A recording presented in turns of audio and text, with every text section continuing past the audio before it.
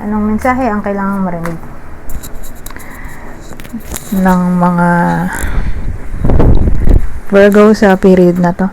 Pwedeng nangyayari na itong magiging reading natin, or mangyayari pa lang. Kung hindi man para sa inyo itong magiging reading natin, di baka para sa someone na malapit sa inyo o sa someone na kakilala nyo mismo.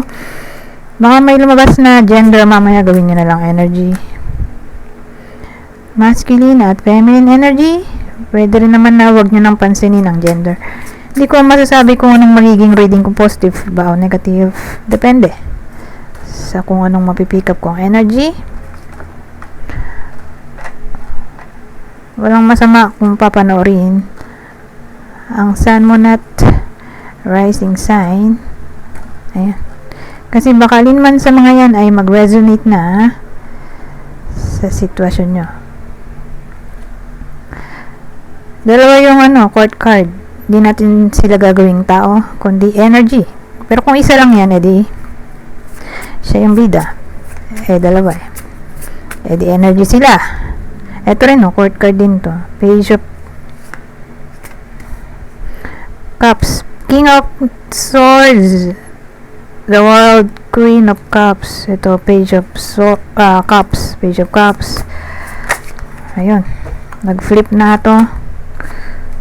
Sakto, 3 of Swords. Pero teka, tingnan natin. Parang mabubuo kong senaryo sa isip ko. So again, yung King of Swords kinlarify ng Page of Cups at 3 of Swords. King of Swords.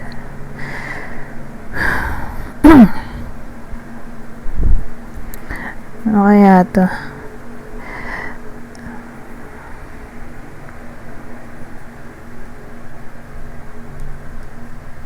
Parang buo na yung decision May someone dito, buo na ang decision na ayaw makipag-ayos for some reason. Bakit kaya? Pwede nangyayari na to, mangyayari pa lang, pero more like in pain dito siguro nag-away, malamang-lamang may nakaway yung tao dito, pero hindi natin masabi kung ano to. Friendship, relationship, kamag-anak ba to, kapitbahay, kakilala, etc. Relatives. Ano tayong subject? Kaya maglalagay tayo ng ibang detalye.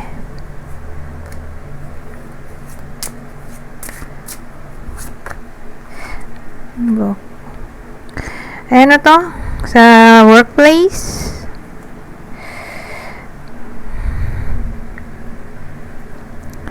Anong pinagugatan ng problema? Secret. May secrecy involved. Hindi mo nga na masabi kung anong klaseng secret ito, or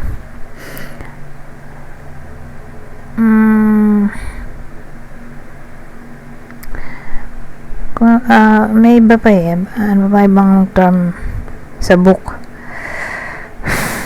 Hidden agenda, hidden plans, or something private, private, or like private or confidential something, confidential documents, confidential knowledge na parang ayaw pa alam sa iba.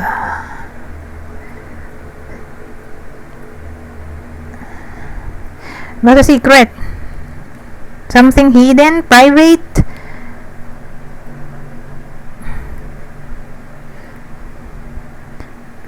Siguro may ginawang kalokohan, merong fox dito siguro may deception na nangyari, or sneakiness, manipulation, brainwashing,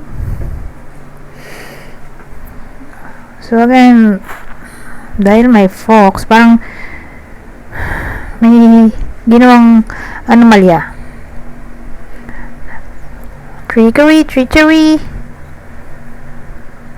Sa trabaho to kasi may boss tayo doon. Or pwedeng money to. Kung dito boss, di may money involved. Like stealing.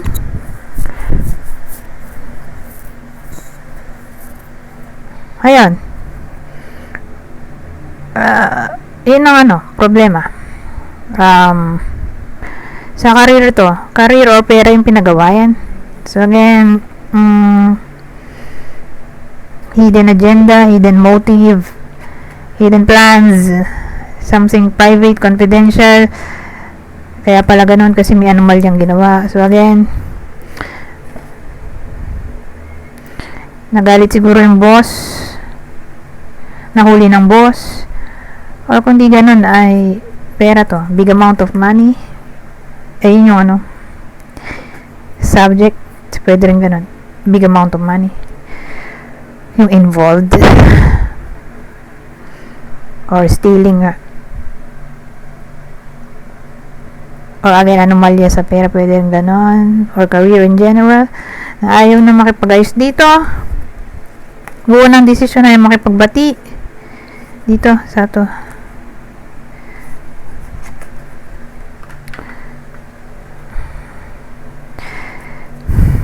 Ano tong the world.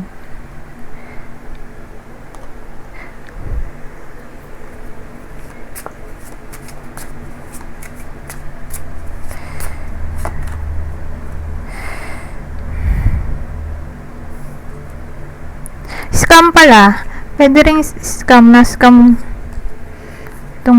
dalawang to. Itong tatlo pala scam. Scam. Anyways.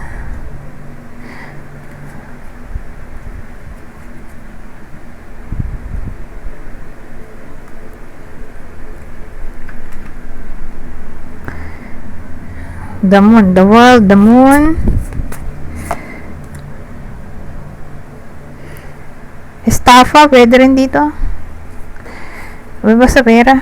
Pwede rin all about money.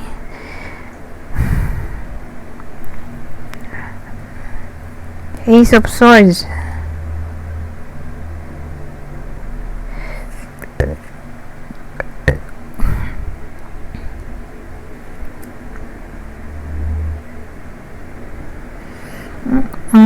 Ano kaya to? Magkakabati ba yan?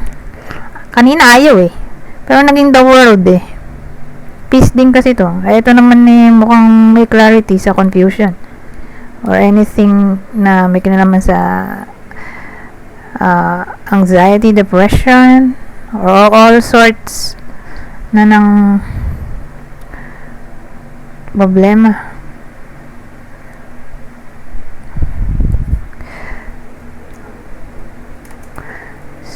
So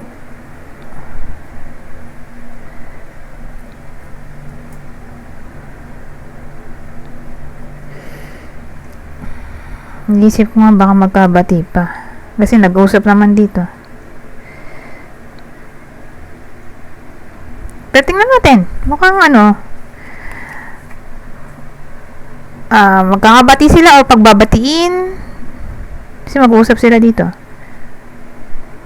Magkakausap sila, magkakabati o pagbabatiin sila kaya sila mag-uusap at magkakaayos.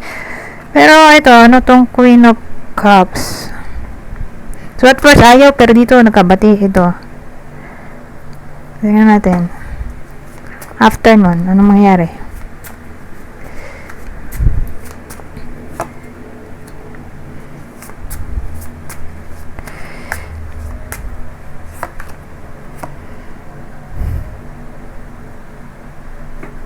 Hierophant to. Maawa may maawa. Kaya siguro makikipagayos. Ito kasi pag nakita ko parang Taurus, stubbornness, fix yung knowledge. Death, naging open. Sa mga kung ano-ano. sa change, naging open sa change. So, ang nangyari, masama ang loob, di ba? Kasi nga, niloko siya. Or, ewan ko, nung pinagabayan nga nila, pwedeng pera or sa work. May kinalaman sa work.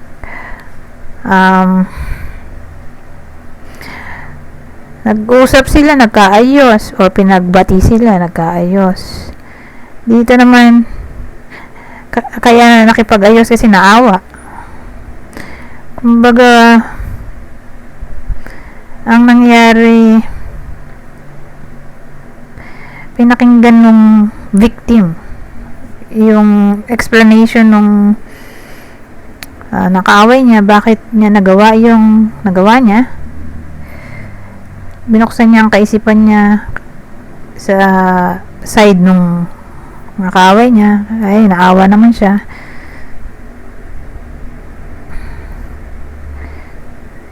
Ayun, ganun nangyari. Kasi compassion din to eh.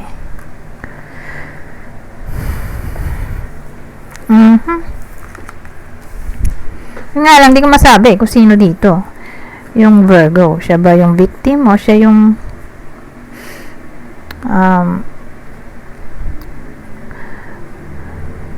yung may problema. Nag-cause ng problem.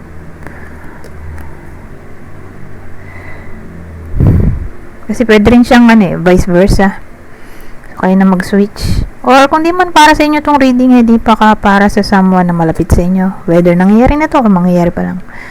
Ganun ang tinakbo ng kwento. So, di naman siya love, di ba?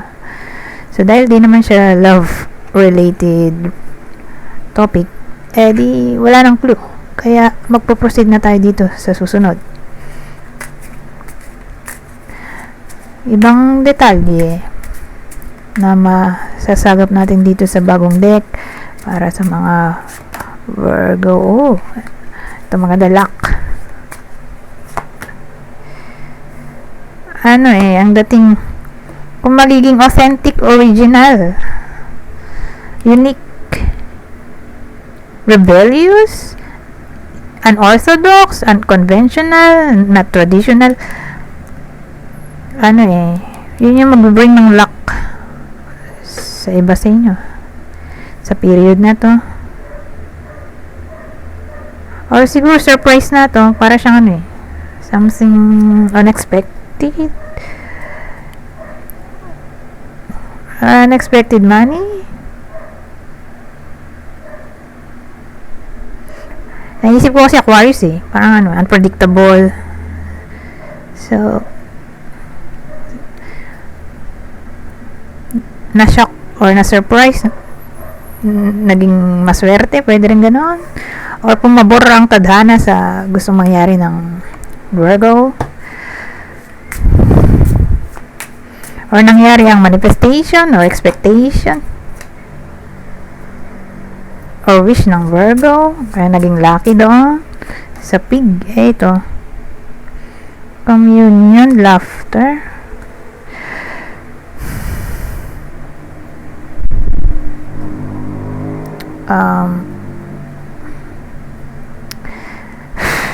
Ang dating may mag-share ng feelings or thoughts sa iba sa inyo sa period na to. Pero hindi naman siya negative kasi may laughter. Yung parang ano naman yung i-share ng iba sa inyo. I mean, whether kayo yung mag-share o may mag-share sa iba sa inyo ng thoughts, feelings, magbe-bring ng laughter, o baka tatawanan na lang ang problema, or tutulungan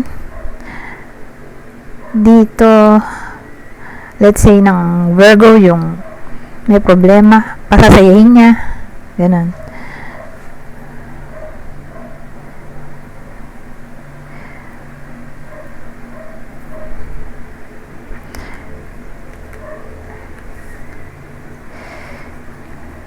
Parang naging drama comedy yung scenario.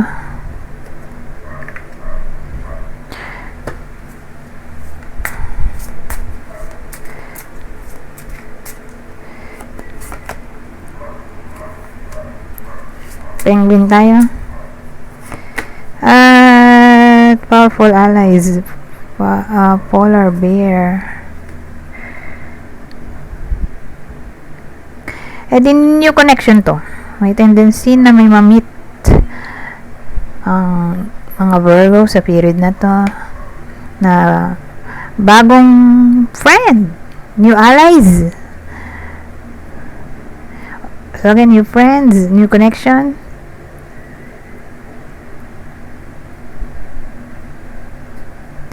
Ngayon, ibang case, depende kung ano ba to. Sa workplace ba to o sa friendship? Na para bang may teamwork. Yun yung naisip ko dito, teamwork. Kasi mag-a-adapt matututo mag-adapt ang Virgo. So, ang result, teamwork.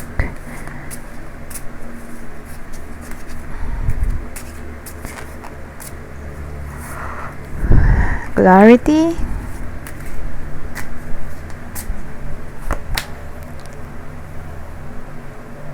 Matutuwa ang iba sa inyo at makukuha nila ang kanilang clarity. So, depende.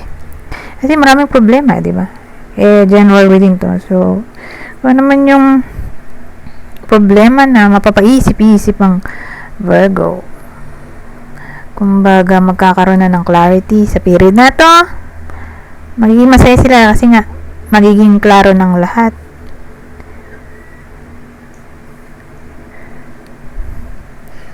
Or may matutuklasan sila, hindi naman negative. Okay?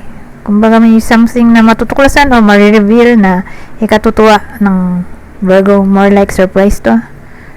Na surprise sa nalaman. Parang nasabi ko rin yata kanina yung surprise. Di ko na maalala kung saan part yun. But anyways, ilan na to?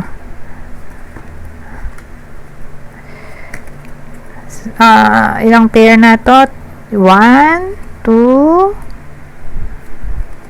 3, 4. So, 4 na pair na to. Lipat na tayo sa ibang deck. Dito. Pang masasabi nito.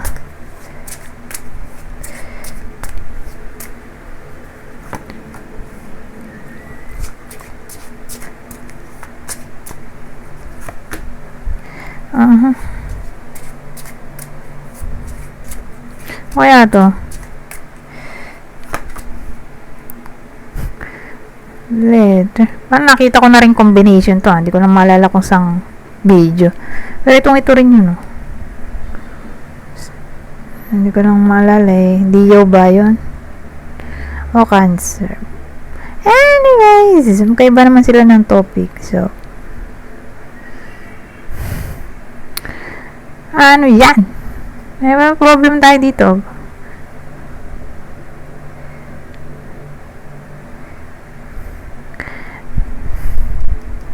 May trial dito kasi o challenge na magkukos ng depression sa iba sa inyo or confusion, pero may letter.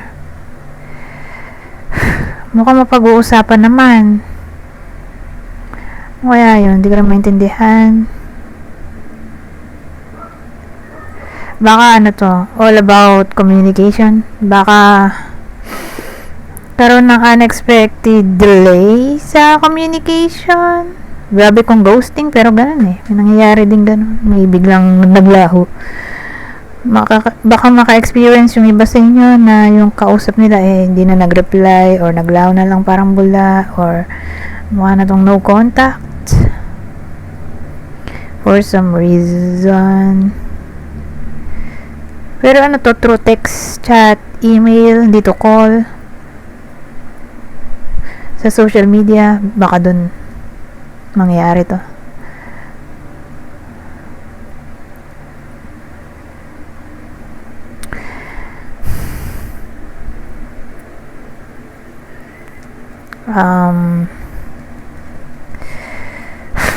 Baka may mawalang documents. Beware sa mga documents.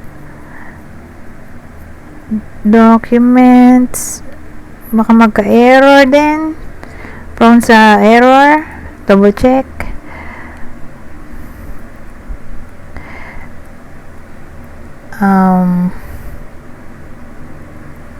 Mawalan ng pera, Diyos ko, papel din kasi yung pera di ba? Kung piso-piso hindi applicable, ito pera talaga to, papel. Baka mawalan ng pera or manakawan or ma-misplace yung pera. Beware.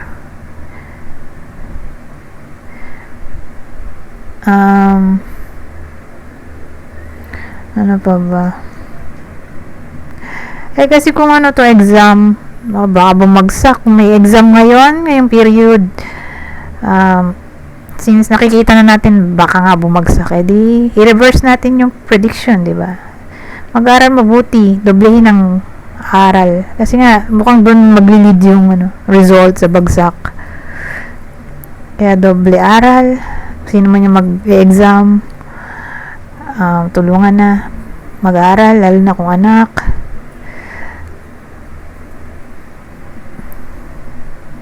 Busy. Magiging busy ang iba sa inyo dahil sa maraming paperwork na kailangang tapusin dahil sa dami ng deadline. Pwede rin tong legal case, police report. Kasi papel nga may problem kasi tayo dito.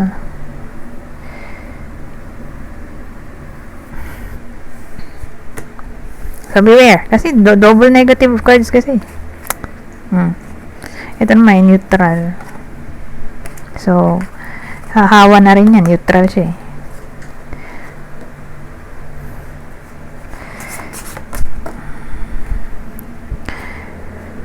Ngayon, dito na tayo sa last deck ko. Basahin ko na lang tong part na to. Kunin nyo lang ang mensahe na sa tingin nyo ay fit sa sitwasyon nyo. General advice na to sa period na to. Try again.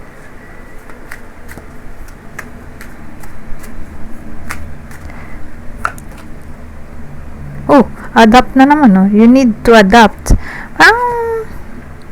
May ganong senaryo tayo kanina, Ano na ba? Ayun, Adapt. Ang partner nito. Ayan. Teka nga.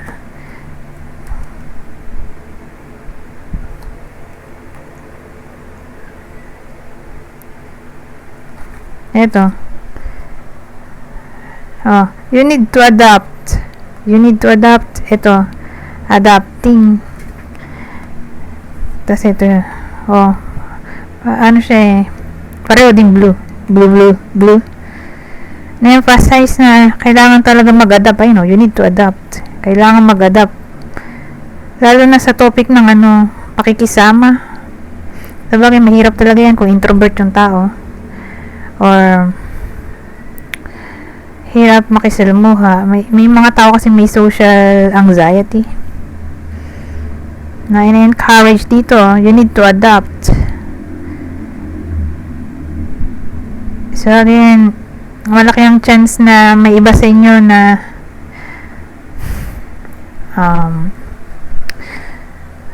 kailangan nilang makisalamuha o akit sa stage, kailangan mag-speech haharap sa maraming tao,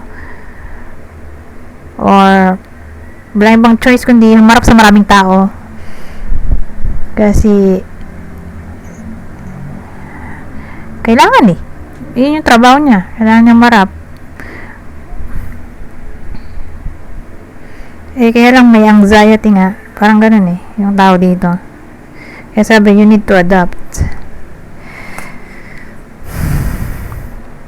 Anyways, ito na yung huli.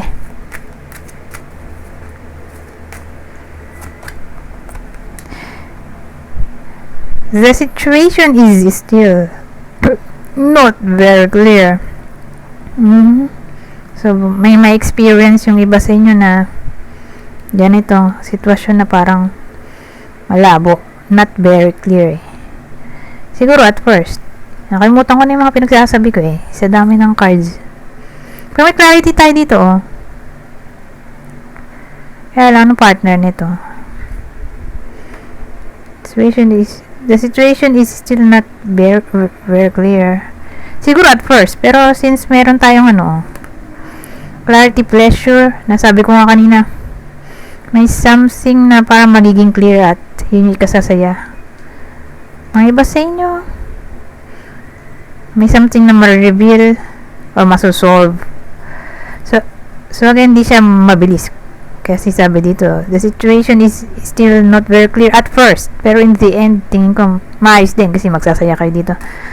Masosolve din kung ano man yung dapat i-solve or maayos.